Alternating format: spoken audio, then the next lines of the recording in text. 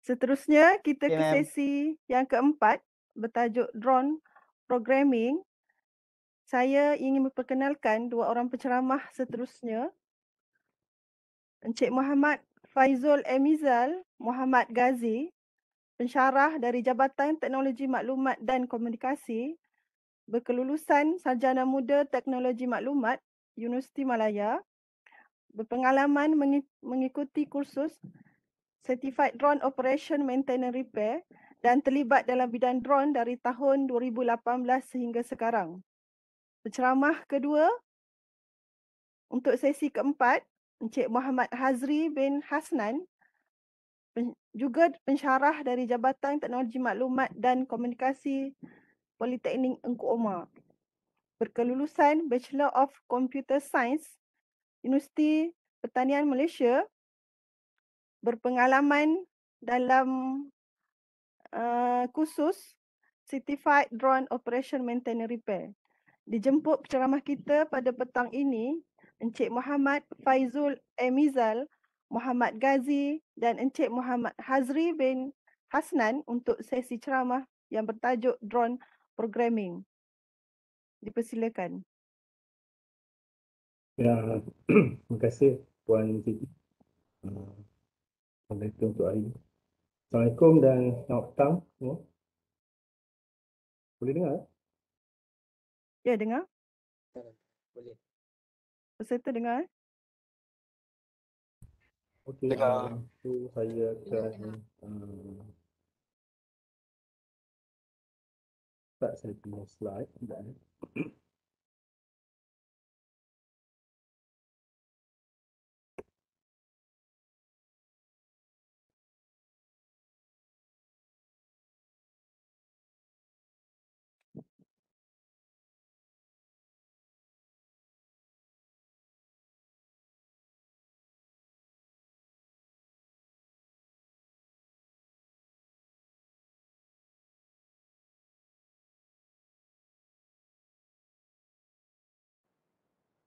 Okey, boleh nampak slide?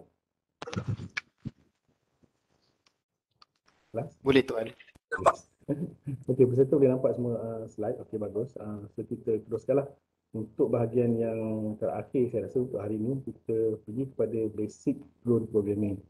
Okay, sebab dalam kumpulan ini terdiri daripada ramai peserta yang berbilang bidang. Okay, ada macam-macam bidang, ada daripada electrical, mechanical dan juga JTMK. So, saya just bagi basic lah. Okay, basic supaya semua dapat follow lesson untuk kali ni lah. Okay, untuk kali ni. Itu saya teruskan. So, apa yang kita nak cover dalam topik petang ini ada 3 bahagian. Yang pertama adalah basic drone. Okay, basic drone.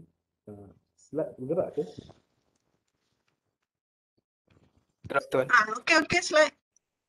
Bergerak kan? Okay. So basic drone. Yang itu saya akan recap balik sebab tadi ada yang bertanya tentang propeller dan sebagainya.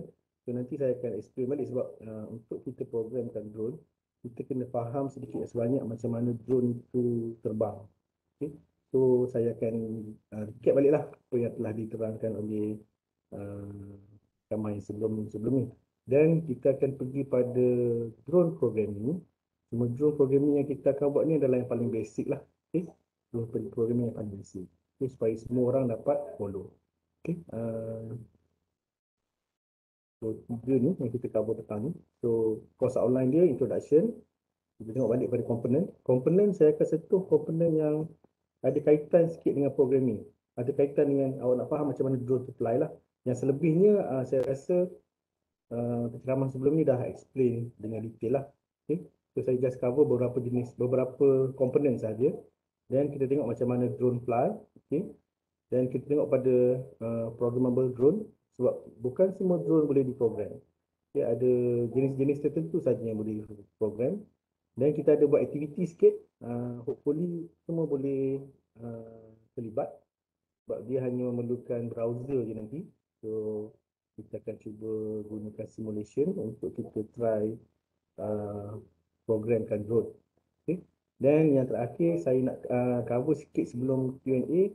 demo macam mana kalau kita buat advance sikit kod kita. Okay, ini kita gunakan coding lah, okay, programming. So programming yang kita gunakan kat sini adalah Python. So itulah kita punya course online untuk petang ni. So hopefully dapat cover dalam tempoh sejam atau sejam lebih. Okay. Yang mana yang dah mungkin kita boleh, yang mana dah faham, part yang dah faham tu kita boleh skip je lah. Sebab saya rasa penceramah sebelum ni dah cover banyak lah. Okay. Dan kita teruskan berkenaan dengan drone. Okay. So apa yang anda dah faham, what is drone sebenarnya? Apa yang dimaksudkan dengan drone? Ada siapa-siapa boleh bagi feedback? Kita dah kelas daripada pagi tadi lagi. Drone ni kita boleh mengatakan adalah satu jenis device yang kita boleh gunakan untuk memantau satu area ataupun kawasan larangan, perhutanan, ataupun kita boleh juga menggunakan drone ni untuk pertanian lah. Itu yang saya faham. Satu device, okey, satu device yang boleh buat beberapa perkara lah. Okay, lagi selain daripada itu, mungkin ada seorang lagi boleh share apa yang faham tentang drone.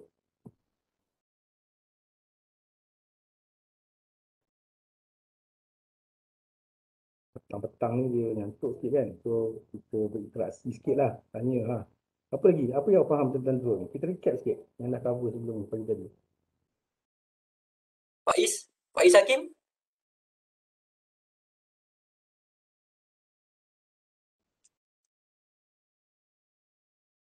Mana Faiz?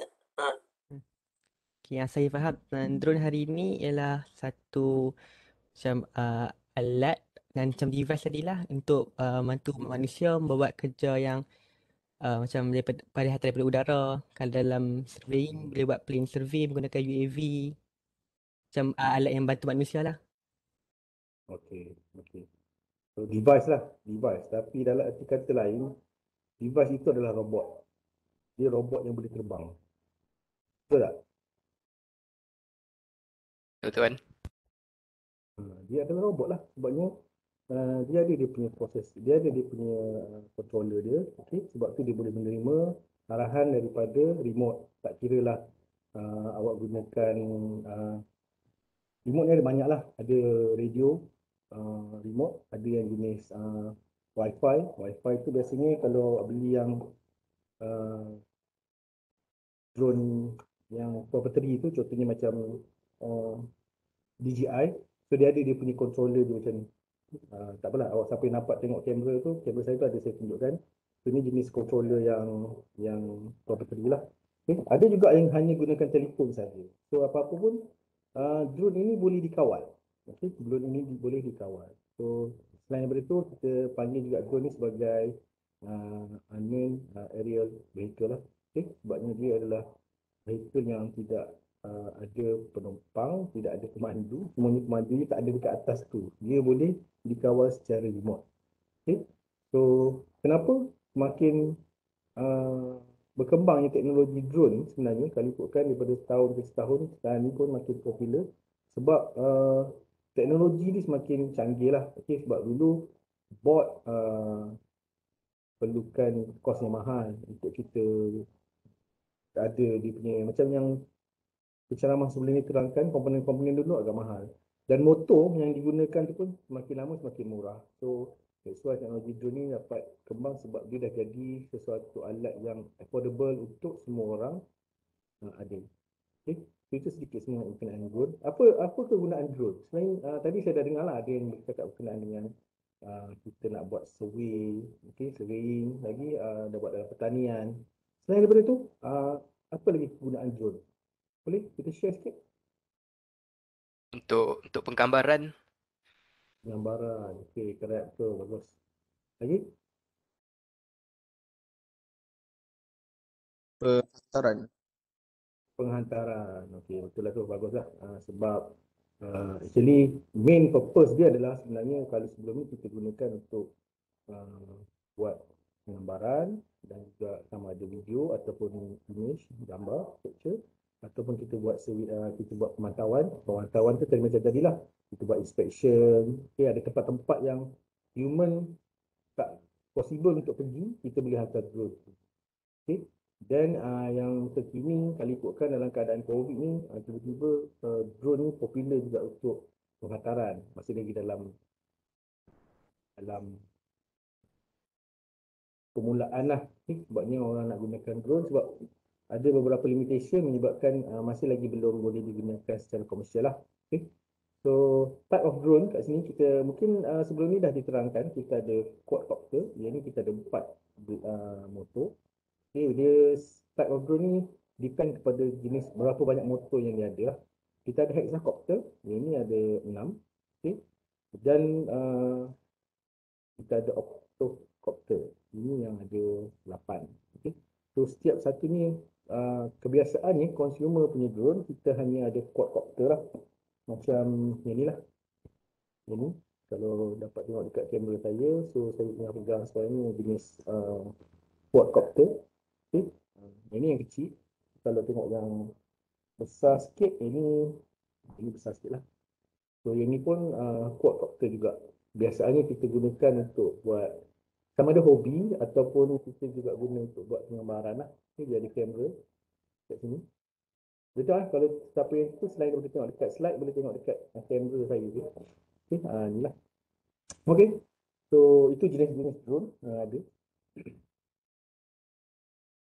Okay, so seperti yang diterangkan sebelum ni, untuk kita fly drone, ada beberapa rules and regulation yang awak kena follow lah. So yang itu yang telah diterangkan oleh Cik Fauzul pagi tadi. Okay, so saya tak nak sentuh, saya just nak ingatkan dekat sini sebab memang macam tu, bila kita nak fly drone, kita kena tahu kawasan-kawasan yang boleh fly drone. Okay, kita bukan boleh terus fly macam tu je. Ada kawasan yang tidak dibenarkan untuk kita fly. Okay, contohnya macam kawasan berdekatan dengan airport dan sebagainya, ataupun kita tak boleh nak terbang di atas kumpulan sekumpulan orang yang ada dekat situ, crowd, kita tak boleh nak terbang sekali. Dan kita tak boleh terlalu dekat dengan terbang dekat residential ataupun dekat kawasan-kawasan komersial. Ini just sikit bagi apa yang orang dah belajar sebelum ni lah. Okay, so komponen. Tadi saya cakap saya akan cover beberapa bahagian dalam komponen ni. Yang pertama adalah, kalau tengok sini, saya rasa semua tahu kot propeller kat mana, motor kat mana. Dekat controller tu mungkin tak nampak sebabnya dia dekat dalam drone. Tapi kalau sensor pun kita tak nampak, kita just nampak kamera dekat sini lah. Kamera kita akan nampak dekat depan.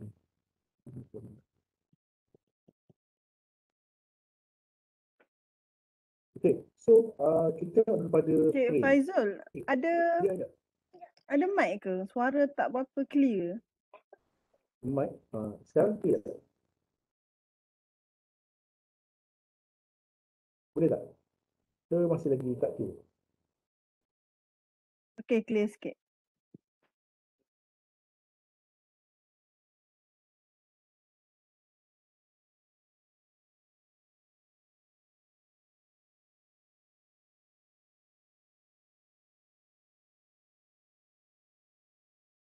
Tak dengar, tak dengar.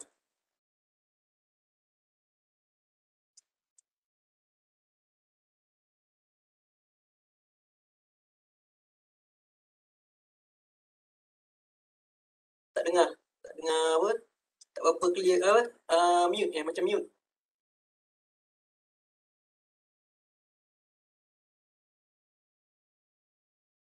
Tak dengar ataupun ni Cik Faizul?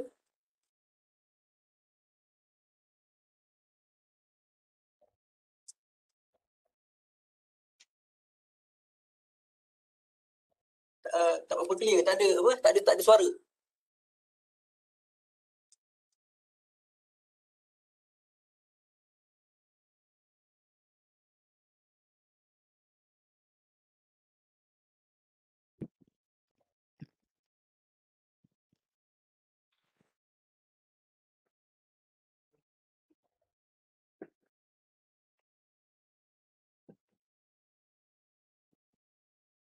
Ada ke Cik Faizul?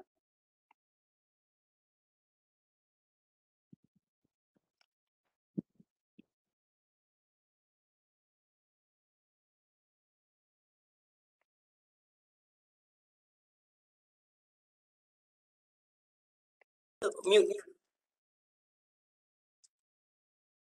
Orang lain dengar ke Cik Faizul? Sekejap tak ada. Sekejap, saya telefon ni sekejap. Oh, takut dia termute. Apa? Line dia kot. Boleh? Lepas tu. Dengar? Boleh. Baru dengar. Okay. Mungkin sebab saya ada dua mic ni, satu dekat kamera dengan satu dekat Yang so ni tak lagi apalah. jelas. Okay. So dia dah guna yang kamera mic yang sepatutnya lah. Okay, so saya teruskan tadi dekat Ni lagi jelas. frame. Okay, dekat frame kita ada dua warna kat sini. Satu warna, kebiasaan ada dua warna lah. Satu warna merah, satu warna putih. Ini kalau jenis DIY lah. So kita boleh bezakan depan dan belakang drone tersebut.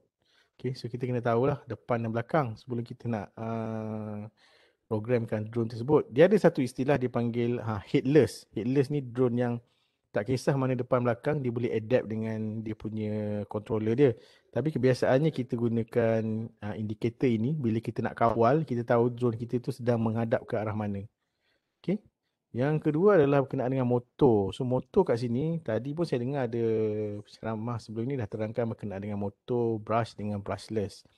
Okay, so kat sini kalau tengok brush adalah motor yang lebih kecil dan kebiasaannya digunakan pada drone-drone yang jenis hobby drone ataupun ready to fly, yang kecil-kecil lah. Sebab apa? Dia lebih murah. Okay, dan kuasanya tak sangatlah, dia hanya sekadar untuk penerbangan yang jarak dekat dan juga tak boleh lawan angin sangatlah. Okay. Tapi kalau brushless ni kebiasaannya digunakan untuk motor untuk drone yang jenis besar, okay, dan perlukan kuasa yang lebih. So dia adalah dalam bentuk brushless. So ni kena tahulah beza antara brush dengan brushless. Okay. Brushless ni kuasa dia lebih dan dia ada berbagai jenis level dia. Okay. Dia banyak lebih level dia lah. Okay. So tu motor. Next kita tengok pada propeller. So ini propeller. Propeller pemasangan dia seperti yang diterangkan oleh penceramah sebentar tadi. Arah dia perlu betul bila kita pasang. Okay. Arah dia perlu betul bila kita pasang. Sebab nanti bila bahagian yang how drone fly nanti saya akan explain dengan lebih detail lah. So kat sini yang penting adalah propeller. Propeller ada banyak jenis juga. Ada yang macam ni, yang blade 2, ada yang blade 3. Okay. Depend pada kegunaan lah. Biasanya kalau yang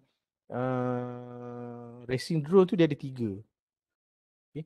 Racing drone tu ada 3. Kalau untuk yang hobi ataupun untuk fly, untuk kamera, video dan sebagainya, biasanya kita gunakan propeller yang jenis 2 macam ni lah. Okay. 2 jenis macam ni. Okay, so flight controller. So yang ini adalah tempat macam dia punya brain lah untuk sesebuah drone. So kat sini yang kita akan hantar instruction dan flight controller ni yang akan terima dan proses instruction tersebut. Okay.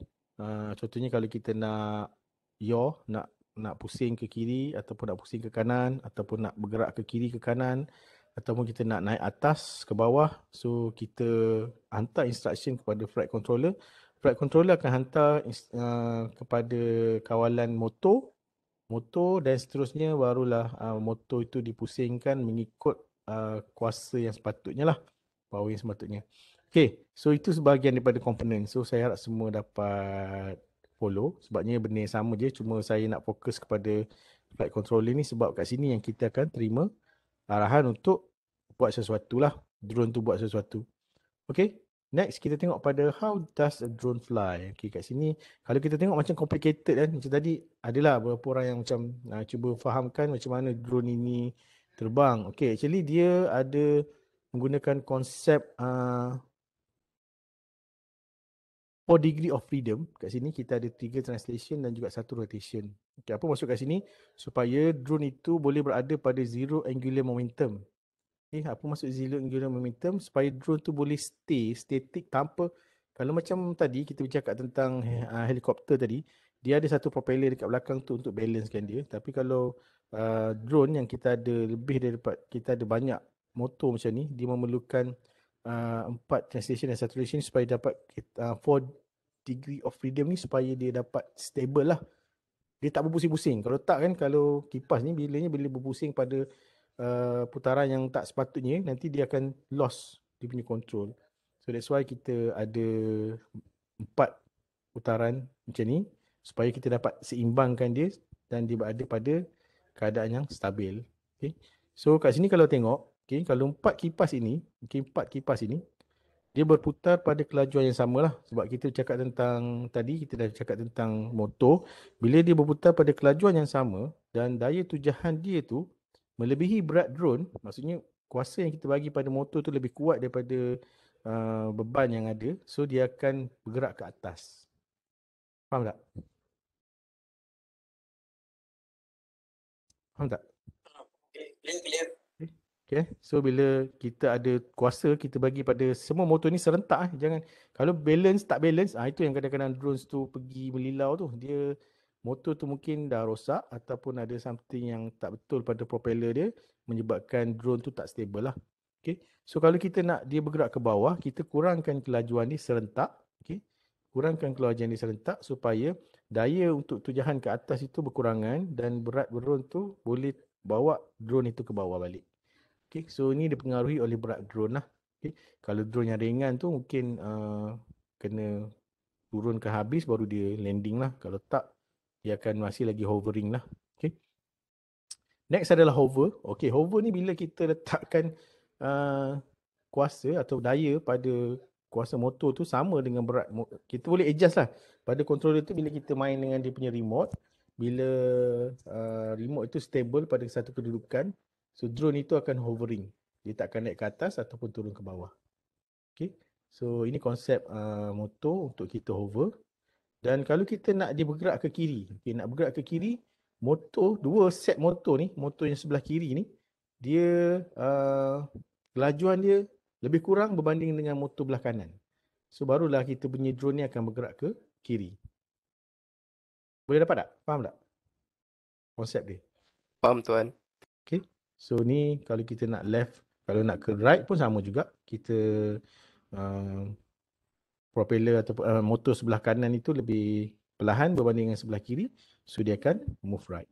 Okay, dan kalau kita nak dia bergerak ke depan, seperti yang penceramah sebelum ni terangkan, bila motor belakang lebih kuat dia punya kuasa berbanding dengan motor depan, putaran dia, so dia akan bergerak ke depan. Dan that's why kalau kita tengok drone, dia bergerak tu dia bukan macam flat, dia macam bergerak condong sedikit. Perasan tak?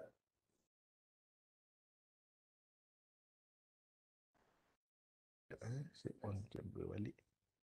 Okay, kalau nampak drone ke tadi macam yang macam semua, kalau dia bergerak ke depan, dia akan condong sedikit macam ni. Sebab motor yang belakang ni yang lebih kuat berbanding dengan motor yang depan. Okay. Begitu juga kalau dia nak bergerak ke belakang lah. Okay, kalau nak bergerak ke belakang, motor yang depan bergerak lebih laju berbanding dengan motor yang belakang, so dia akan bergerak ke belakang. So ini konsep dia lah. Dan seterusnya bila kita nak dia berpusing. Bila nak berpusing. So berpusing, sama juga konsep dia. Putaran dia akan ada dua motor yang perlahan dan dua lagi motor yang laju, lebih laju. So kat sini, kalau kita nak rotate left, okay, motor yang clockwise, okay, clockwise, dia akan lebih perlahan berbanding dengan motor yang counter clockwise. So kat sini, drone ini akan yaw ke sebelah kiri. Berpusing ke sebelah, rotate ke sebelah kiri. Okay. Kalau kita ubah dia punya speed tu, clockwise lebih kuat berbanding dengan anti-clockwise, so drone itu akan rotate ke kanan. So ni konsep yang kita kena faham bila kita nak programkan flight controller. Sebab flight controller tu perlu diprogramkan. Okay, that's why kita kena faham konsep-konsep ni dulu. Lepas tu kita boleh configure dengan betul lah kita punya flight controller. Setakat ni faham ke macam mana drone itu boleh terbang? Secara teori faham tuan. Okey, teorinya macam itulah. Sebab bila kita faham teori dan kita fahamlah kenapa propeller kena pasang dengan betul, kenapa motor kena make sure berfungsi keempat-empatnya. Sebab kadang-kadang ada motor yang dah rosak, mungkin dia jatuh, dia dah, especially kalau yang brushless ni, dia ada masuk debu dan sebagainya, habuk sebagainya, dia akan rosak lah. Perlu dibersihkan, perlu di-maintain. So itu yang menyebabkan kadang-kadang bila drone naik tu dia tak stable. Okay. So teorinya macam ni lah untuk kita kawal drone tersebut. Okay. So untuk kita sekarang ni drone programming ni popular lah sebab kita kalau ikutkan kita boleh kawal secara remote, tapi ada keadaan tertentu kita memerlukan kita program drone itu lebih awal. Tadi sebelum ni Cik Fauzul ada terangkan berkenaan dengan flight planning. Kita dah plan kita punya flight, kita letak kita drone, kita letak dan kita take off, dia akan buat apa yang kita dah rancang. Okay, itu satu keadaan lah. Tapi masih lagi memerlukan kepakaran untuk handle secara manual sebab Cik Fauzul juga ada terangkan tadi bila drone itu nak landing kadang-kadang dia ada berlaku kesilapan sikit dan dia tak boleh return kepada kedudukan asal. So kita kena take over untuk kawal secara manual. So nak tak nak kita masih lagi perlu tahu untuk kawal secara manual lah. Okay, kat sini saya nak tunjukkan contoh lah kenapa kalau siapa yang perasan waktu itu pembukaan Olympic Game Tokyo itu ada persembahan drone. Kita tengok dulu.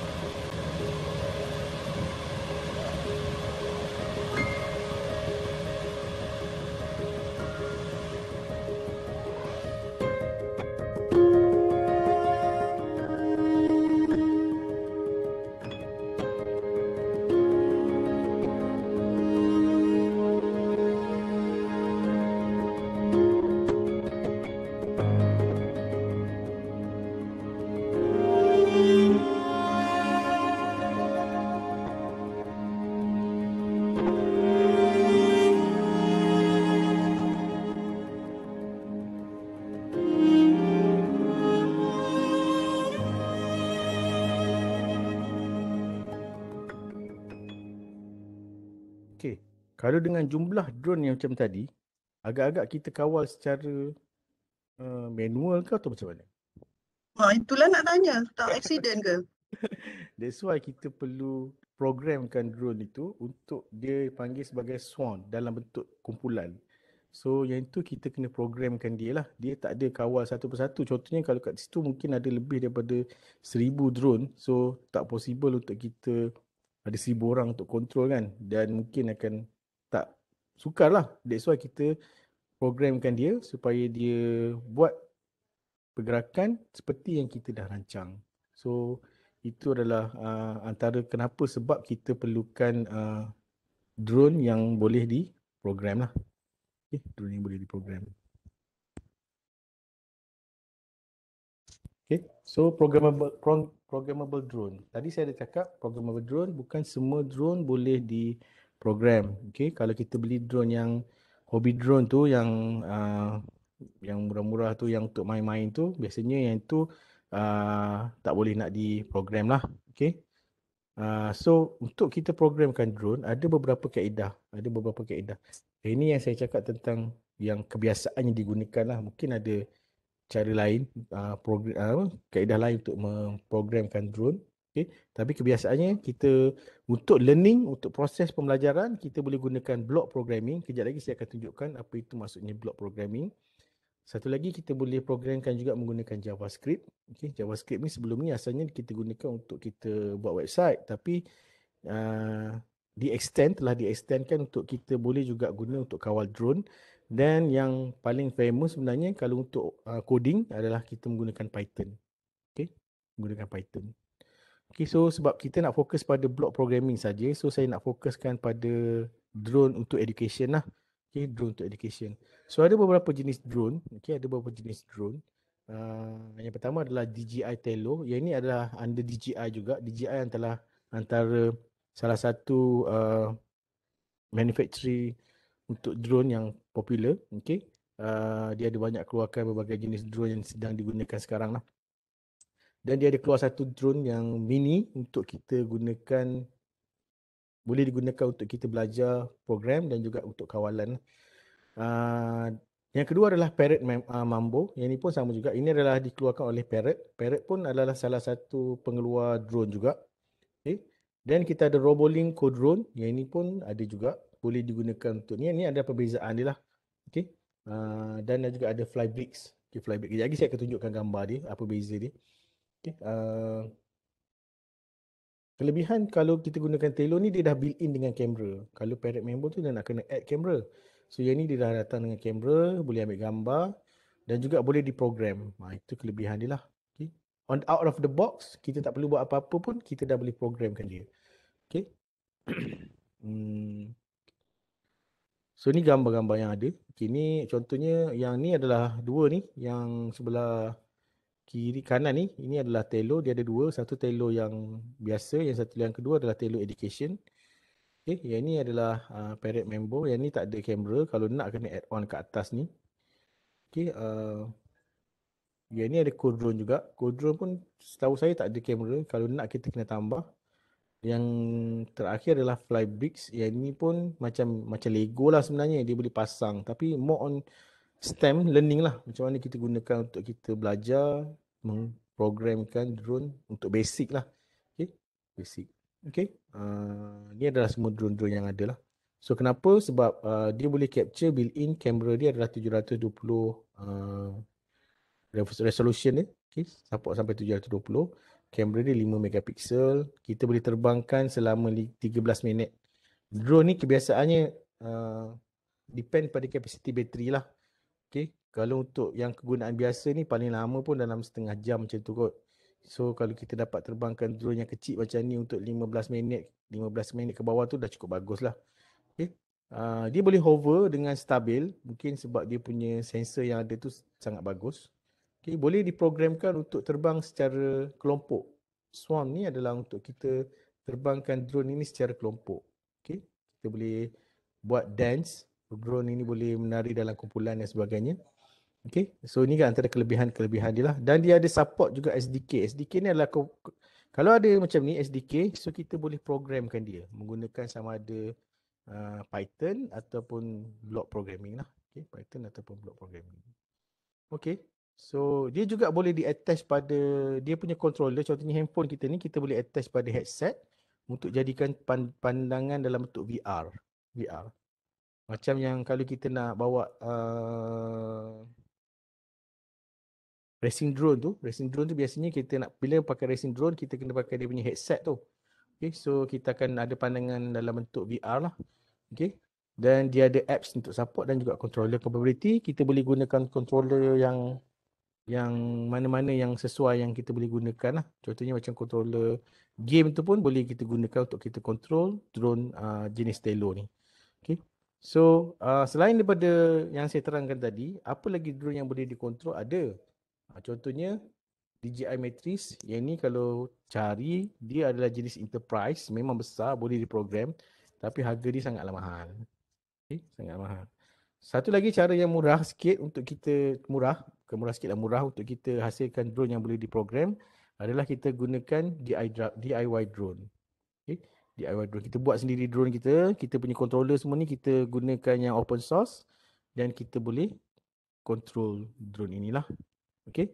So, boleh faham berkenaan dengan programmable drone? Kalau Jepun tu dia guna drone mana? Jepun Yang pembukaan Olimpik tu. Mungkin proprietary punya drone lah. Drone yang memang dibuat khas. Nanti kejap lagi saya tunjuk. Dalam video yang seterusnya ni saya akan tunjukkan macam mana lab dia ada create dia punya drone sendiri untuk buat penerbangan secara kelompok tadi. Nampak wow sangat kan? Dia sebenarnya sebab yang dia buat tu mungkin drone yang khas untuk dia buat persembahan lah. Tapi saya nak tunjuk kat sini kalau dalam education kita ada drone yang macam ni. We're the Robust Adaptive Systems Lab here as part of the Robotics Institute. So we're interested in looking at the questions of robustness for systems and adapting systems as they execute online in order to take care of real-world constraints. My work as a PhD student has been looking at online planning and controls for multi-robot systems. I think that there are going to be a lot of applications where people want to use multiple robots at a single time, for example, for inspection purposes or for disaster recovery. If you use more than one robot, you can cover ground faster, get more information back. But these are complicated situations where you can't pre-plan. The demo that I'm going to be giving you guys is a group of 15 robots that are ordered to take off, form into a single group, split into different groups, move around the arena, execute different commands, come back together. So some formation flying by these different robots. So all of this is planning in real time and redirecting the robots from their previous behaviors to these new behaviors in a feasible and safe manner. If the centralized planner can't find a collision-free route that obeys all these instructions, we simply don't execute it at this time. So that means that the plans will never collide. How do we handle really windy conditions or cases where you don't really know, exactly where the robot is? You have a lot of uncertainty to account for. What I'm looking at is how do we actually learn new control strategies, new control policies as we go, but do so in a very rigorous manner so that we don't just crash the vehicle as we're trying to learn. So basically see the vehicle take off, and we'll command it to fly 3 different elliptical trajectories through our flight arena. And as it flies through there, it's going to encounter just a very turbulent, kind of spatially varying wind field generated by 8 high-power fans we have in there. It'll be kind of wobbly, might not track as well, but as it flies through, it'll learn more of these controllers, and so you'll actually see control performance improve over time. And so ideally, by the second and third laps, we actually see much more steady, much more safe and stable flight performance. There's a lot of interest in just being able to fly outdoors in windy environments and things like that. And so these techniques will basically let you learn how to compensate for that without a programmer having to go in and hard code all of these type of solutions beforehand. Okay, so kalau tengok tadi, di awal video tu ada menerangkan berkenaan dengan swarm, terbangkan drone secara berkumpulan. So sebenarnya drone ini kalau boleh dibuat di lab lah, maksudnya dia adalah DIY drone juga sebenarnya, dibuat khas untuk tujuan-tujuan tertentu.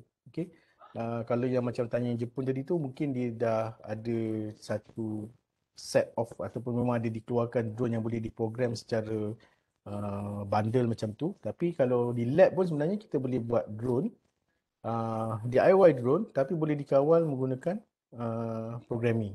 Okay? Boleh dikawal dengan menggunakan programming. Cuma yang tadi tu, yang bahagian yang kedua pada video tu menerangkan kalau ada angin, okay? Contohnya macam mana drone itu kekal pada keadaan yang seboleh-bolehnya cuba stabilkan dia punya kedudukannya lah. Okay? So itu semua adalah menggunakan pengaturcaraan yang kita dah tulis dan kita bagi instruction tersebut kepada flight controller. Okay? Boleh? Faham? Boleh tuan. Okay, boleh. So seterusnya kita tengok pada drone block. Okay, kita tengok pada drone block. Okay kelas, untuk drone block sekejap saya nak tambah satu link nanti saya sharekan dekat chat ke supaya semua orang boleh access link tersebut. Okay. Sambil saya terangkan nanti, mungkin boleh buka ni dulu, slide ni dulu sekejap.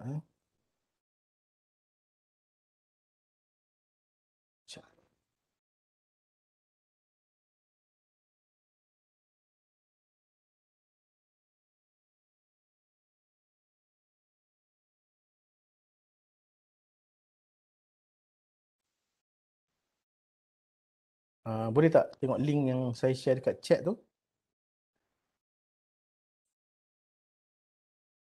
Okay, nampak tapi tak bergerak. Tak, ni dekat chat saya ada sharekan link. Oh, chat. Dekat chat saya ada sharekan link untuk student peserta buka dan gunakan password yang disediakan tu untuk kita masuk. Dia ada drone block 2020. Dia ada password lah. Bila kita, kejap saya sharekan, bila saya buka ni. Faiz, nampak ke? Kejap saya sharekan skrin ni balik. Nampak.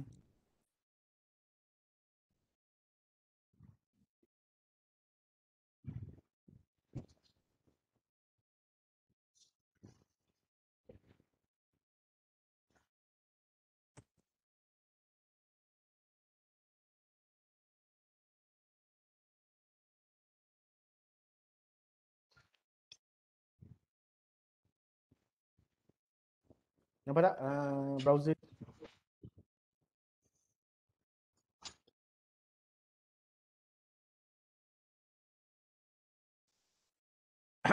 Peserta nampak tak browser ni? Dia akan keluar minta password macam ni. Ni tak nampak ni, Faizul. Tak nampak? Sekarang Tak nampak. tengok nampak apa? Saya stop sharing. Browser kot. Browser Sekejap. Saya stop sekejap. Stop.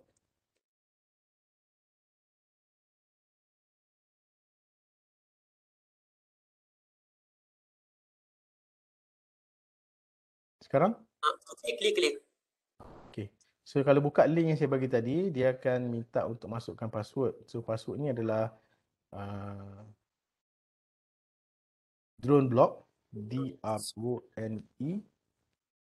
BLOCKS 2020. Okay. So confirmkan tu nanti boleh access lah drone ni, dia punya simulation ni. Tapi jangan buat apa-apa dulu. Saya minta buka ni sebab kejap lagi kita akan buat aktiviti lah untuk cuba programkan drone ini secara simulation saja dulu. Boleh?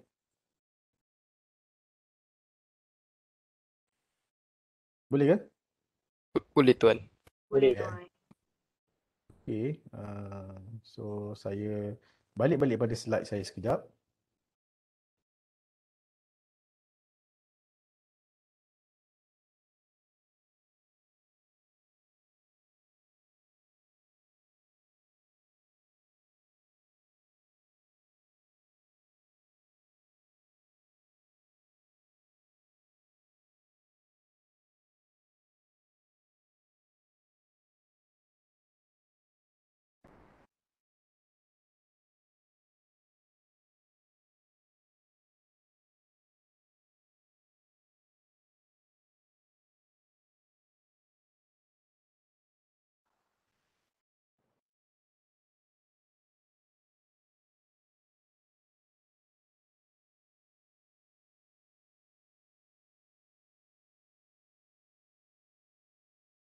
Okay, so untuk kita programkan drone ini, okay, kalau yang ini kita boleh gunakan simulation, dan simulation ini juga boleh kita terus apply pada telodrone. Tadi saya ada tunjukkan telodrone kan. So kita boleh, selepas kita buat simulation, kod yang sama kita boleh terus hantar kepada telodrone. Okay? Kita boleh terus hantar kepada telodrone. Okay. So kat sini ada dua kaedah sebenarnya kita nak kodkan. Satu kita gunakan drag drop. Okay, drag drop ni yang tadilah, yang simulator yang ditunjukkan tadi, kita boleh drag kod daripada sebelah kiri tadi masuk ke ruang coding di sebelah kanan yang besar tu, dan kita boleh, bila kita execute, dia akan buat apa yang kita dah rancang kat situ lah. Okay, yang kedua adalah cara kita type kod. Kita gunakan kod ini adalah JavaScript. Ini gunakan JavaScript. Python kejap lagi saya akan tunjuk kat ujung lesson ni nantilah. Okay, just Python saya boleh tunjukkan demo saja. Okay, so kita teruskan pada basicnya. Sebenarnya kena ada install lah. Kalau ikutkan, kalau nak buat yang betul-betul bukan simulation, kita kena install pada Chrome. Okay, untuk kita kawal kita punya drone. Tapi sebab yang ni kita gunakan simulation, so yang ni tak perlu kita install lah. Okay, so apa yang ada dekat sini? Okay, apa yang ada dekat sini? Kalau tengok di sebelah kanan, kalau pelajar sekarang ni tengah buka simulator tu, dekat sebelah kanan tu ada bar 3 tu, bila klik dia akan keluar menu ni. Ada tak? Ya tuan. Ya kan? So bila kita dah tuliskan kod kita, kita dah masukkan blok kod kita, bila kita launch mission, so drone tu akan buat apa yang kita dah rancang dekat dalam kita punya kod blok ni. Okay? Faham? Kat tepi ni adalah option yang ada. Okay, kita boleh gunakan. Okay, katalah untuk take off. Okay, katalah untuk take off, kita pergi pada bahagian take off dekat sini. Okay, kita pergi pada bahagian take off kat sini. Ada dua option, satu take off terus, yang satu lagi adalah take off dengan delay. Okay. Take off dengan delay. Mungkin kita tak nak dia terus take off, kita nak dia take off after few second. So kita gunakan take off after berapa second tu lah. Okay. Seterusnya adalah navigation. So navigation kat sini kita boleh setkan drone ini pergi ke arah mana yang kita nak. Contohnya kita nak dia forward, pergi ke forward. Okay. Nak pergi backward, left or right, ataupun up, down. Okay. Ataupun kita nak drone ni pergi ke koordinat tertentu. Koordinat tertentu. So kat sini ada dua option. Satu kita boleh gunakan inch dan satu lagi kita boleh gunakan cm. So kat sini boleh tukar lah dekat dia punya belakang. Okay, boleh? Jadi kalau inch tu dia akan bergerak beberapa inch macam tu Yes. tuan. Ikut unit yang kita guna lah. Kalau kita gunakan unit cm, dekat real drone, bila drone tu terbang, drone tu terbang yang drone sebenar, dia akan gunakan unit yang kita dah setkan tu. Okay. Oh, okey baik tuan. Okay. So ini adalah navigation. Kita juga boleh biar dia hover. Kita letak guys to hover few second. So dia akan hover lah. Next adalah flip. Flip ni salah satu kalau kita nak show off dekat siapa-siapa. Drone yang kecil ni biasanya kita boleh flip lah. Tapi drone yang besar tu jangan pula buat flip. Okay. Biasanya drone yang racing drone, yes kita boleh buat flip lah. Tapi kalau drone-drone yang untuk ambil gambar biasanya kita tak buat lah. Okay. So flip kita boleh flip forward, kita boleh flip backward. Dia akan flip lah. Okay. Sama ada left or right. Itu flip. Okay. Untuk seterusnya adalah patutnya loop. Loop tak ada. Tak apa. Tinggal kot. Okey tak apa. Loop ni kalau tengok yang warna kuning ni adalah loop. Loop adalah untuk kalau kita nak dia buat event yang berulang. Contohnya dia nak buat satu pusingan, kita boleh bagi sekali je arahan tapi pusing 3 kali. Contohnya. Faham tak maksud saya? Faham tuan. Okey, faham Okey. So seterusnya kita ada logik. Logik ni kalau kita nak buat condition tertentu, okey. Contohnya kalau dah rotate 10 kali, after tu landing. So kita boleh buat lah. Dia akan buat logik tu. Dan kita ada juga maths function. Ini maths function kalau kita nak buat kompleks sikit berkenaan dengan calculation dan sebagainya. Contohnya dia nak terbang menggunakan konsep trigonometry ke. So kita boleh apply dekat maths. Okay. Seterusnya adalah variable. Variable ni kalau kita nak create any variable, untuk contohnya nak kira jarak ataupun berapa jarak dia dah pergi, so kita boleh buat variable lah. Okay. Dan akhir sekali kita boleh buat landing. So bila dah take off, kita kena bagi arahan land. Kalau tak, selagi itulah dia akan hover ataupun berada pada tempat tertentu sampai bateri dia, kalau dalam keadaan drone sebenar, bila bateri dia habis, dia akan landing lah. Okay. Kalau dalam keadaan simulation ni, selagi awak tak bagi arahan landing, dia akan stay hover lah. Okay. Boleh? Boleh tuan. Tuan, hover tu dia melayang kat udara Dia hover tu maksudnya dia static. Dia kat udara tapi dia static. Oh, okey faham. Itu masuk hovering. Okay. Dia tak ke atas, dia tak ke bawah tapi dia stay pada satu titik XYZ lah. Macam tu lah. Dia tak bergerak. Dia akan bergerak lah sebab secara teorinya dia takkan static macam tu. Dalam simulation mungkin akan static lah. Tapi dalam keadaan sebenar dia akan cuba stay pada satu titik. Faham tak maksud saya? Sebab kadang-kadang ada angin. Kadang-kadang ada faktor propeller. Propeller tu dah tak berapa okey. So dia dah start gelung dan sebagainya lah. Okay. Boleh? Okay, so kat sini saya dah bagi link tadi untuk anda masuk ke drone block. So kita buat latihan sama-sama lah. Sebab kita pun ada masa yang agak terhad. Saya cuba habiskan setakat yang boleh lah.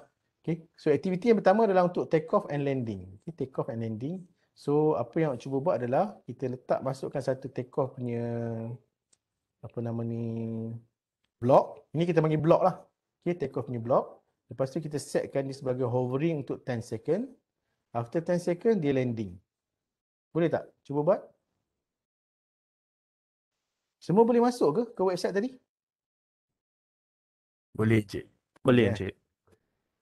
So kalau boleh masuk baguslah. Cuba.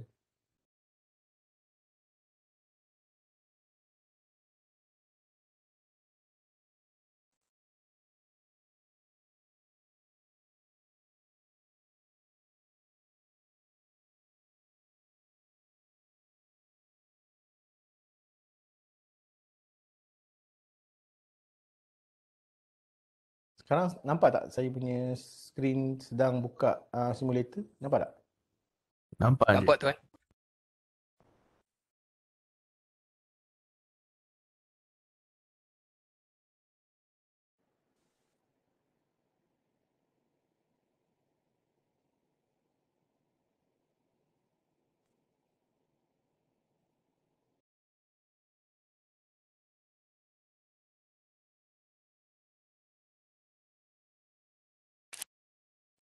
Okey. So kalau kita nak take off tadi, kita pergi pada option ni, block ni, kita drag take off. Lepas tu kita pergi pada navigation. Nampak saya tengah kodekan ni? Nampak Encik. Nampak.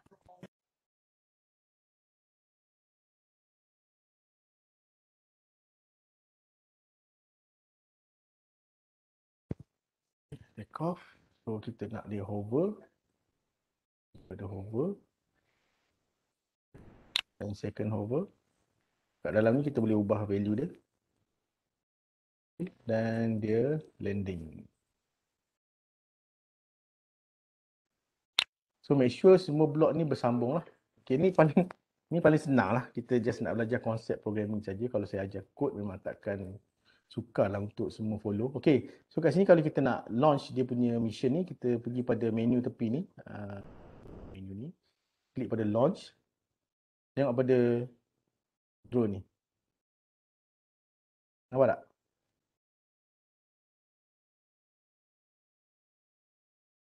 So after 5 second, after 10 second, dia akan landing lah.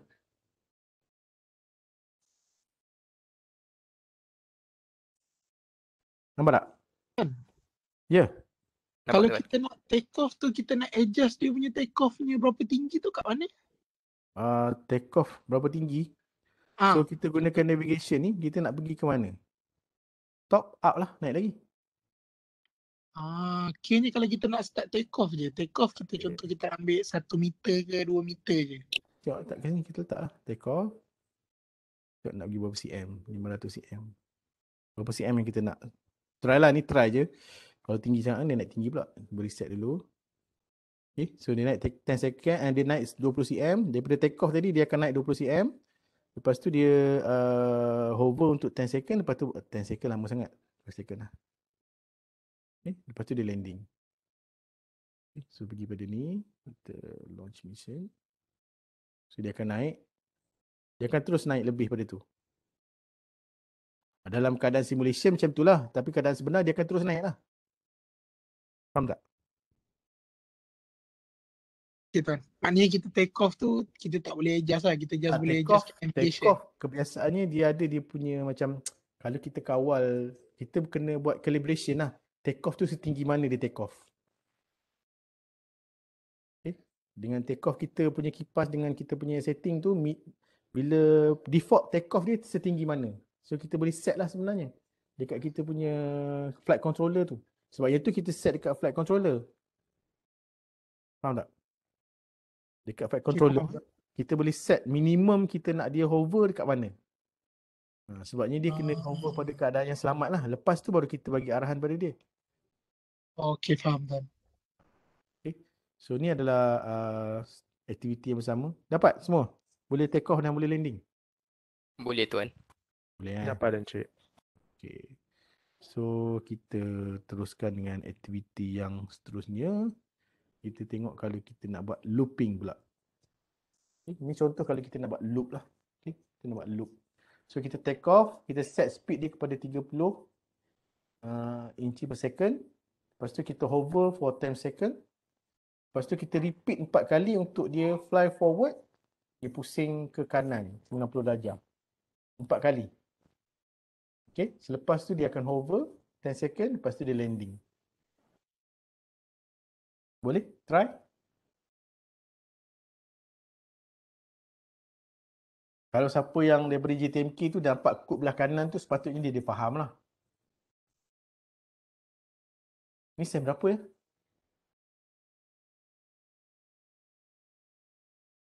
Peserta daripada semester berapa ya? Campur. Semester 4. Ada semester 3, semester 4. Patutnya dah tahulah kod yang JTMK kan. Yang mana yang dah tahu pasal kod. So sekarang ni yang selain daripada JTMK tu boleh fahamkan dengan menggunakan blok tu lah. Okay. Boleh tak siapa yang cuba execute? Tuan, tak apa tanya. Okay, thank you.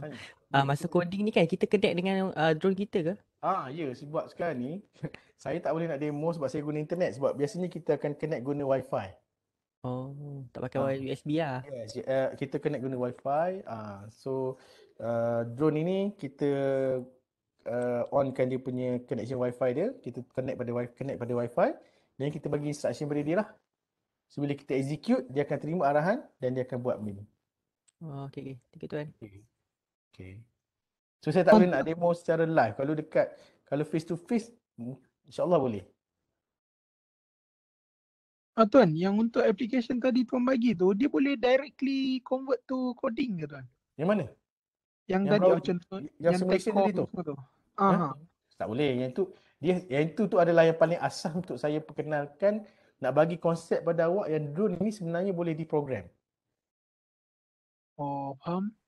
Okay, drone itu boleh diprogram sebab sekarang setengah orang dia tak tahu pun drone tu sebenarnya selain daripada kita kawal guna controller, sebenarnya kita boleh programkan dia untuk buat apa yang kita dah plan lah. Itu je lah. So kalau macam ni sekurang-kurangnya orang nampak, oh drone itu sebenarnya bila dia boleh menerima arahan dalam bentuk kod, dia boleh buat apa yang kita rancangkan. Macam itulah. Ada siapa-siapa yang dah berjaya buat untuk take off, rotate 4 kali dan landing? Ya, Encik dah berjaya. Boleh lah. Okay. So actually sebab apa saya perkenalkan yang ni, sebab yang ni awak ada background yang berbeza. Ini yang paling senang untuk awak follow lah. Hopefully boleh buat lah. Kalau saya terus pergi pada JavaScript, nanti awak tanya pula for ni untuk apa, variable ni untuk apa. Pening pula nak kena explain. So kita pun ada 2 jam je untuk saya cover all things ni. So saya rasa itu dapat membantu supaya awak faham yang drone itu sebenarnya boleh diprogramkan dia. Okay, ini adalah kalau kita nak fly to certain position. Fly to certain position.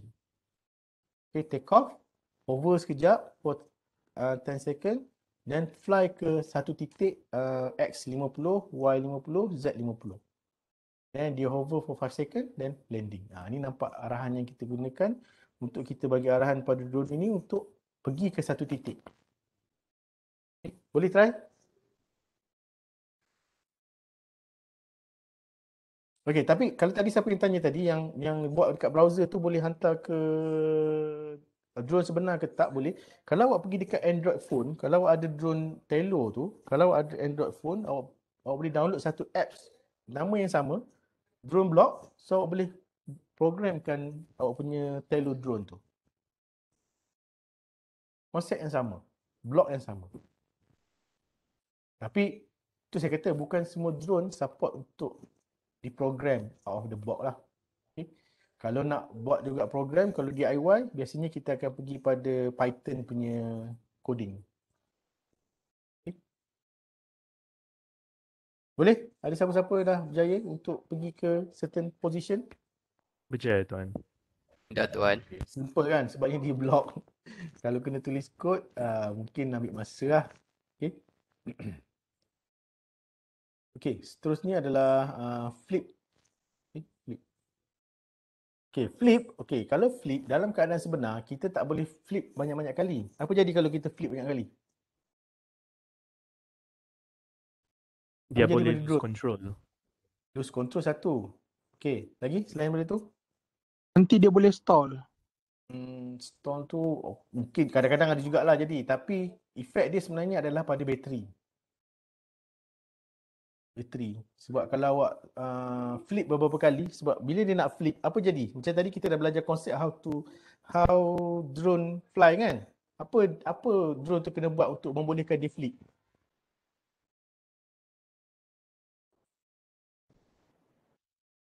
Dia mengikut pada propeller kiri ke kanan ke dia, baru dia boleh buat flip.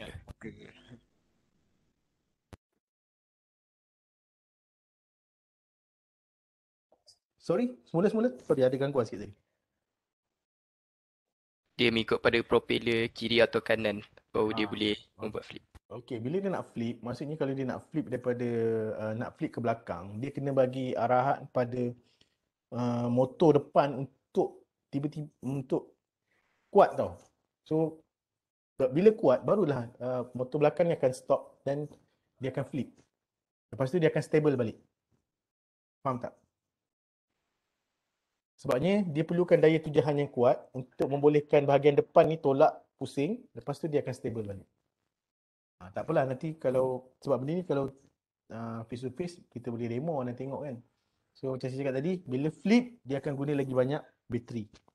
Okay, dia akan guna lagi banyak bateri. Tadi kalau kita tengok maksimum dia adalah 13 minit.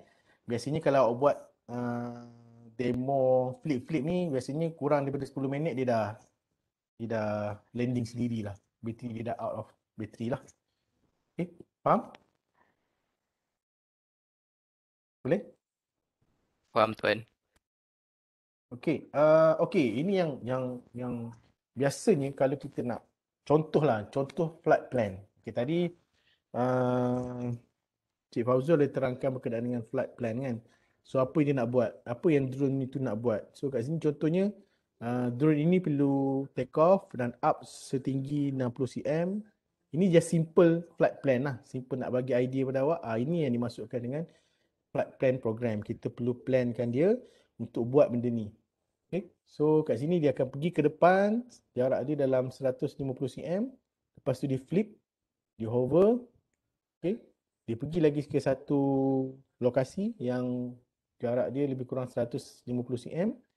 Dia turn, dia pusing, spin 360 darjah. Lepas tu dia pergi ke lagi satu jarak 150. So ini yang kita panggil sebagai plan. Kita plan dia nak buat apa. Drone ni nak buat apa. Contoh kalau macam ni macam tak nampak sangat apa purpose dia bergerak macam ni. Tak apa, kejap lagi saya akan tunjukkan yang proper lah, yang proper. Okay, so okay, dekat awak punya simulation, kalau awak tengok dekat simulation, dekat bahagian bawah ni ada ring, nampak? Ada yang bulat ni. Nampak tak? Ada tuan. Cuba awak klik sekali apa jadi. Keluar super ring. Okey, super ring tu kalau ikutkan macam awak punya point untuk contohlah kalau drone tu perlu singgah di beberapa destination. Okey. So drone ring tu kita anggap sebagai dia punya checkpoint lah. So cuba saya bagi masa 10 minit untuk awak simulatekan drone tu boleh cross sampai ke hujung.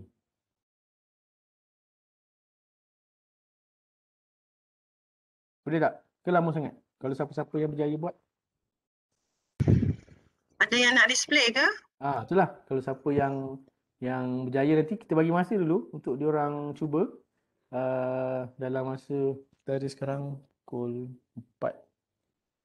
Kita bagi dalam 10 minit lah untuk diorang cuba untuk plan drone itu sebab dia tak ada perlukan loop perlu apa, just main dengan jarak je, berapa ke depan, berapa ke kanan. Okay. Boleh? Cik Hazri ada ke? Cik Hazri yang hari ni saya cover je, Wan. Oh, so Cik Hazri tak ada lah.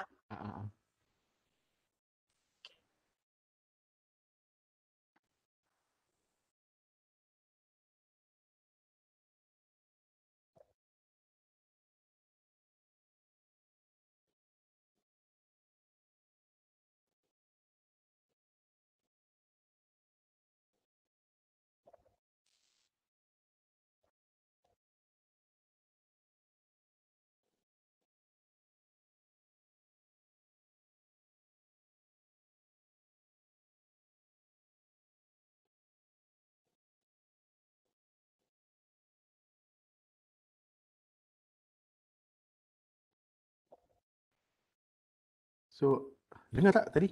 Sorry, alamak.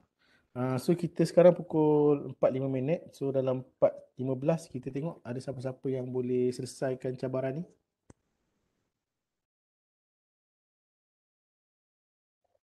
Mungkin apa tu yang berjaya tu ataupun kita boleh try lah tengok demo seorang wakil pelajar.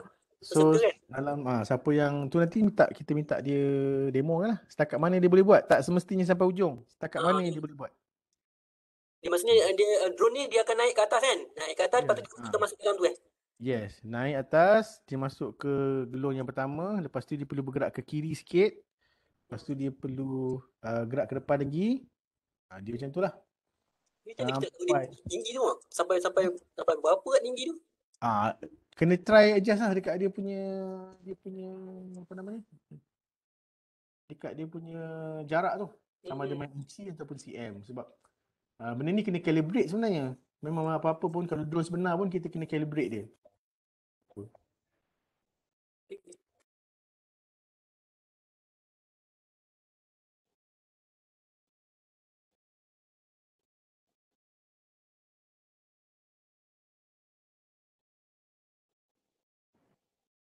apa kita pakai drag and drop apa? Pakai kat situ lah, tepi tu kan, take off semua. Tak ada programming kan.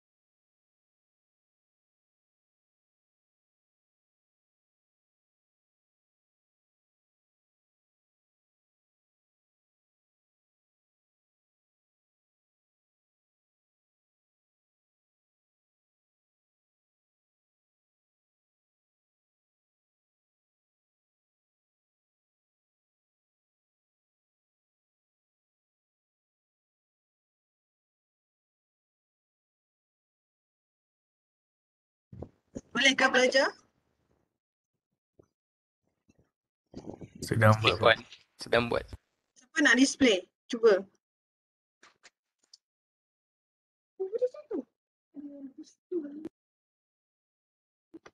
Ah, Aisyah dari JTMK, boleh cuba? Ya, Puan. Tengah buat. Orang JTMK dah biasa programming Tengah buat, Puan. Hampir siap. Okay, nanti display try. Alright, Puan.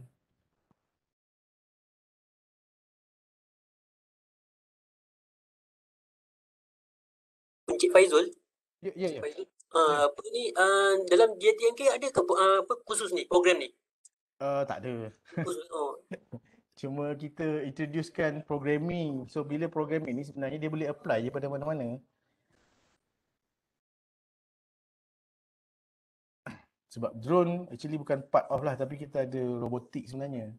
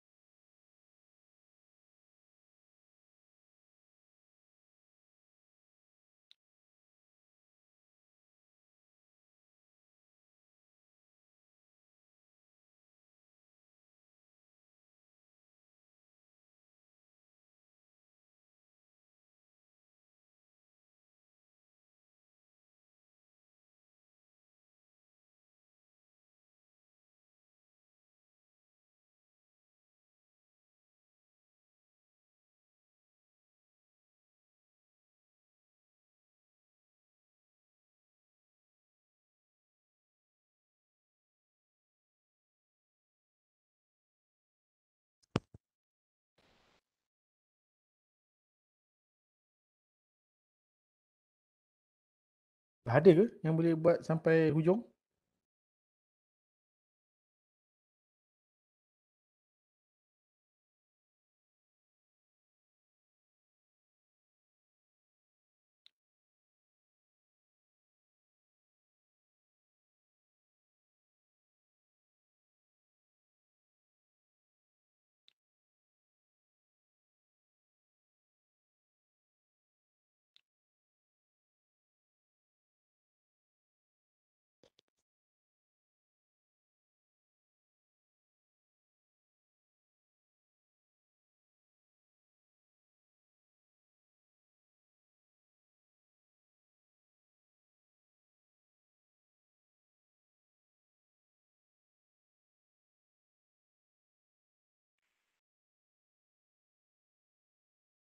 Berapa minit kita punya ni? Pukul 4 sampai pukul apa 4? Empat suku. 4 suku lagi. Dah Dah siap, dapat Encik? setengah insyaAllah habis dah. Ya. Ada dah siap Dah dah? siap, Encik? Kalau Ya. dah siap boleh Boleh kita share tengok. screen. Boleh share screen. Kita tengok Alright. sama-sama. Boleh nampak ke? Boleh. Turn on Okay. audio tu bagi ada feel sikit. Dekat mic tu you tekan. Ke mana ya? Ke sini. Tu. Okey, tekan lagi sekali. Okey, cuba biar cuba run. Ada bunyi tak?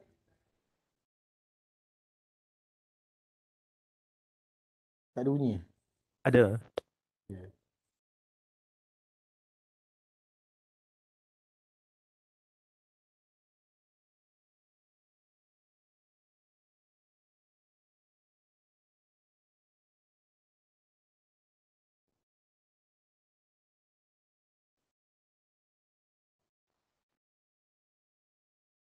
Okey. Very good. No. Ya, tahniah. Apa nama ni? Siapa nama? Isaac. Isaac. Okeylah Isaac. Dia Right. Okey, so Apa lagi? ada siapa-siapa nak cuba lagi? Boleh saya dah cuba ni. Boleh. Sekejap, Isaac daripada JTMK Ya. Boleh nampak lah. Ni daripada mana ni? Daripada JTMK juga. Semua JTMK. Jabatan lain ada? Ini soalan bocor ke apa ni? Tak ada. Okey, sekejap. Okey, ni gunakan konsep loop konsep loop.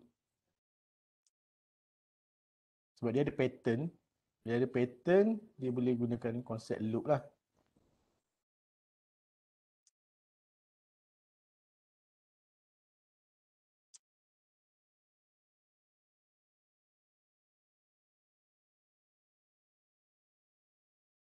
Siapa ni? Muhammad Hilmi Muhammad Hilmi.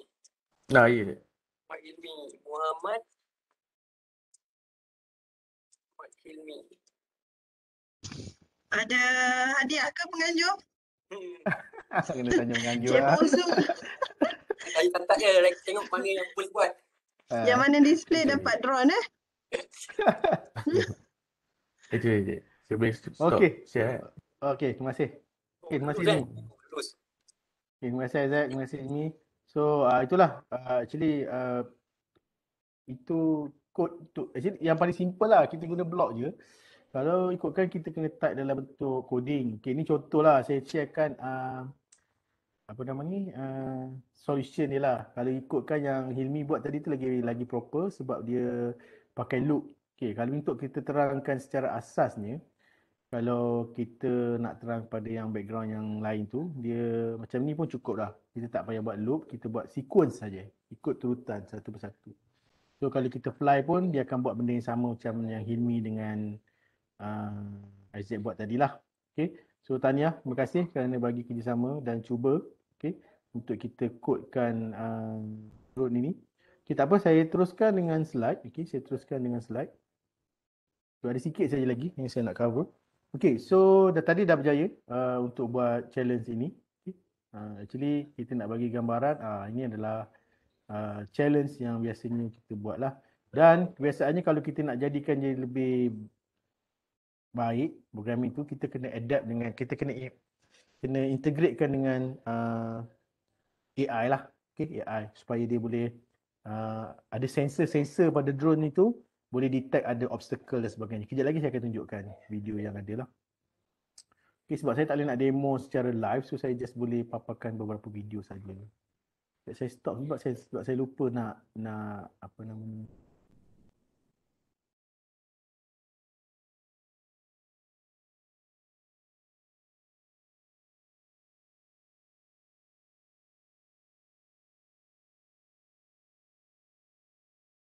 Okay, so kalau kita nak pergi pada simulation yang lebih advance, yang ini kebiasaannya untuk yang memang student IT ataupun computer science, kita gunakan gazebo simulation sebab ini lebih real lah, lebih real.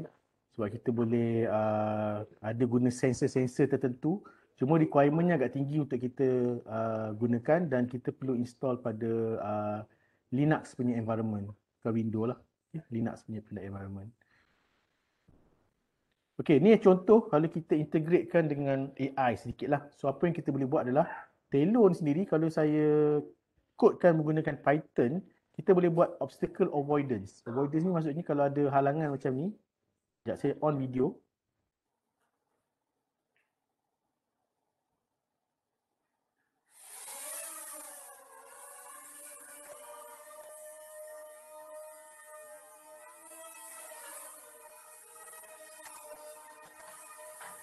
Nampak kan? Drone tu elak obstacle. Nampak tak? Nampak je. Dia guna kamera Yes. Dekat Telo memang ada kamera. So kamera tu akan detect objek yang datang. So dia akan buat calculation based on dia punya jarak vision dia tu. Dan dia cuba elak lah. Tapi sebab robot yang ada ni bukan high end. So dia tak bolehlah accurate sangat. Cuma kita boleh prove, kita boleh apply obstacle avoidance dengan kod yang kita tulis. Okay. So kalau nak tengok detail, boleh pergi pada channel Robot and Code ni. Okay. Cuba type je dekat Google, dekat YouTube tu Robot and Code, dia ada explainkan secara terperinci lah macam mana dia tulis kod ni. Tapi kena ada Telo drone lah. Okay. Yang kedua adalah, ini adalah kalau kita nak buat AI tracking. Dekat dalam kod kita ni, kita boleh buat tracking muka. Okay. Kita boleh buat tracking muka dan drone akan follow muka kita. Ini contoh, tapi saya tak boleh nak buat demo drone. Saya just ambil video ni juga. So konsepnya samalah. So bila ini adalah kamera daripada drone, okay. So kita boleh capture muka tu dan bila kita dah lock muka, drone akan follow muka yang kita dah train dia tu.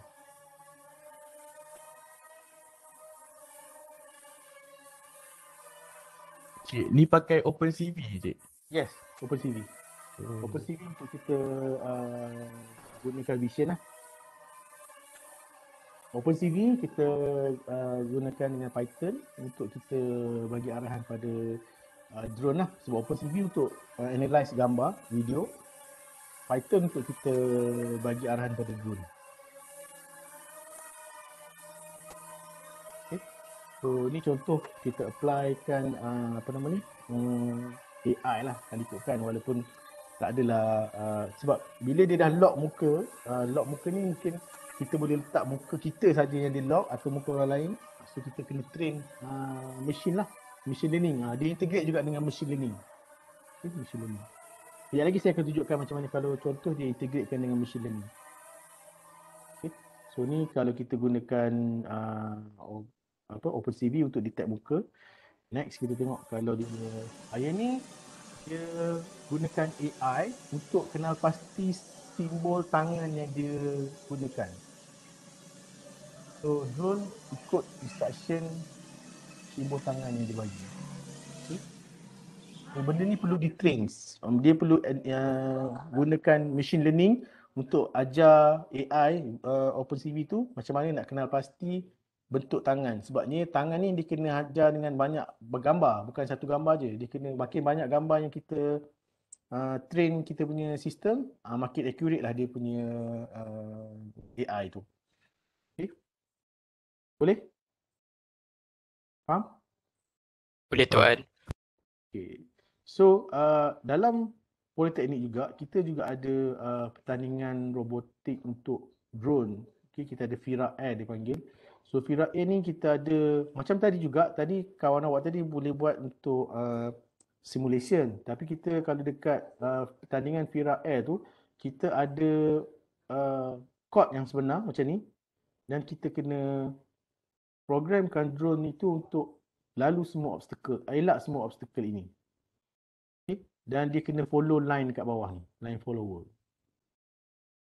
Dia macam line follower biasa, robot, tapi yang ni dia adalah drone. So dia kena ada drone, dia kena ada dua kamera. Satu kamera untuk tengok bawah, satu kamera lagi adalah untuk atas. Supaya dia boleh follow line, dalam masa yang sama dia kena avoid obstacle. Okay. Tapi setakat ni selepas pada COVID ni kita tak ada pertandingan lah. Setakat baru 2 kali kita buat baru ni. Yang selepas tu COVID, so kita tak boleh nak gunakan ni lah. Ini contoh kalau kita ada sama juga macam tadi, dia akan take off daripada satu point, sama ada contohnya kat sini titik merah ni. So dia akan bawa pergi ke QR code yang pertama. QR code yang pertama ni akan bagi tahu dia akan pergi ke arah mana, kiri atau kanan.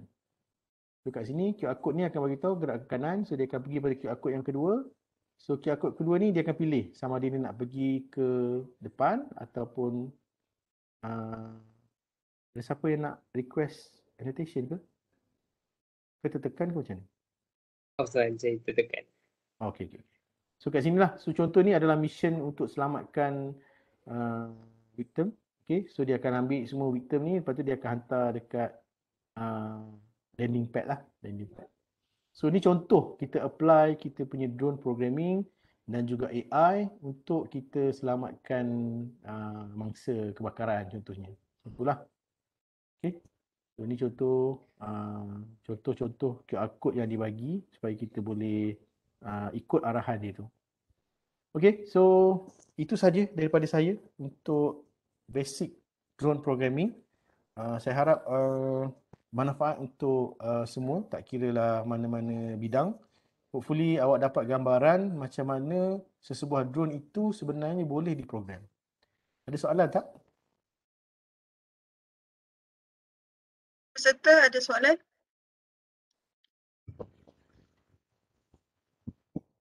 Encik Hazrin tak ada? Ya, tak ada.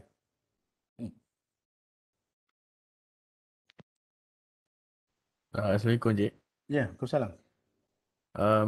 Saya soalan. Boleh buka kamera ke? Oh, kamera Oh, nak tengok boleh peserta. juga. Peserta Sekejap, bersedia sekejap. buka kamera sekejap lagi, saya nak tengok.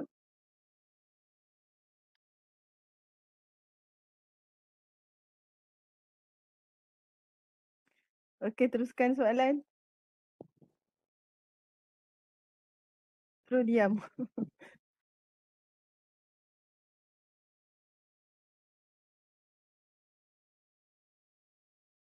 Okey, siapa yang nak tanya soalan tadi?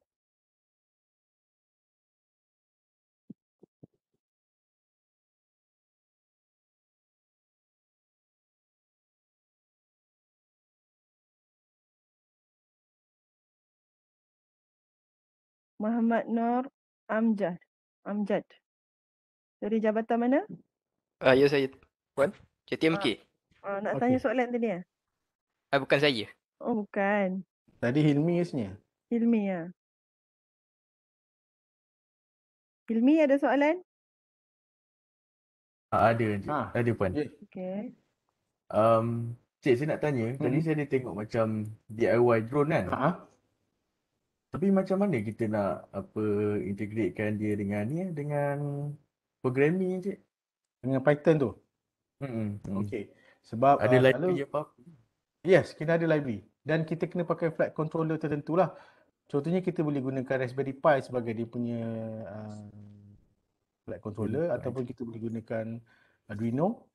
Boleh guna jugalah. So yang tu kita akan configure dia sebagai dia punya flight controller. Dan bila Kalau macam Raspberry Pi tu kan? Kan? Saya boleh macam connect dengan kamera saya sendiri ke apa? Boleh. Oh. Memang boleh. Okay, boleh.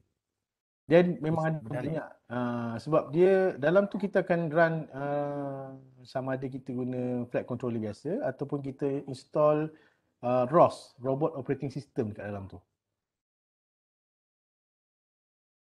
Oh, okay. So kat situ kita boleh integratekan lah sebab dia instruction tu sama ada kita bagi dalam bentuk AI instruction ataupun kita control gunakan controller yang biasa sama ada radio controller ataupun controller game yang biasa tu pun boleh juga. Cuma kita kena pair benda tu lah, dia boleh terima arahan daripada controller-controller tersebut. So kalau untuk yang AI tadi tu lebih kepada kita ada drone yang memang boleh terus diprogram, ada drone yang kita kena install dan set up dia supaya dia boleh terima arahan. Tapi kebiasaannya kalau drone-drone yang biasa-biasa beli tu yang dekat kedai ataupun dekat tu tak semua boleh diprogram lah. Tak semua boleh Kalau macam drone yang Captain tunjukkan tadi, boleh? Yang tu kalau awak gunakan flight controller yang boleh terima arahan daripada Wi-Fi, Sebab yang tu dia terima daripada radio. Ingat tak tadi tadi dia Ada pasang controller dia kan? radio kan? Radio kan? So yang ni kalau awak boleh pasangkan wifi untuk dia terima instruction dalam wifi dan dia boleh terima lah arahan tu. That's why kebanyakan orang pakai Raspberry Pi sebab Raspberry Pi ni dia dah built in dengan wifi kan? That's why orang gunakan Raspberry Pi lah. Okay. Terima kasih, Cik. Sama. Okay, ada lagi soalan? Okay, tak ada lah. Okay. So setakat tu je lah Puan, perkongsian daripada saya. Okay, Alhamdulillah. Terima kasih kepada penceramah kita pada petang ini atas perkongsian ilmu dan pengalaman yang sangat bermanfaat. Kita sudah hampir ke penghujung. Okay, diminta semua peserta mengisi Google Form penilaian penceramah dan kehadiran yang dipaparkan di ruangan chat. Okay, peserta boleh buka kamera. Kita nak tengok peserta sebelum berakhirnya program kita pada petang ini. Terima kasih kepada semua penceramah dan kepada semua peserta yang memberi perhatian dan kerjasama pada petang ini. Semoga program ini mendapat rahmat dan manfaat untuk kita semua di masa akan datang. Segala kekurangan yang berlaku sepanjang majlis ini berlangsung, kami memohon 1000 kemaafan. Tenang-tenang air di kali, tempat mandi putri putra. Sempurna sudah program ini, salah dan silap harap dimaafi.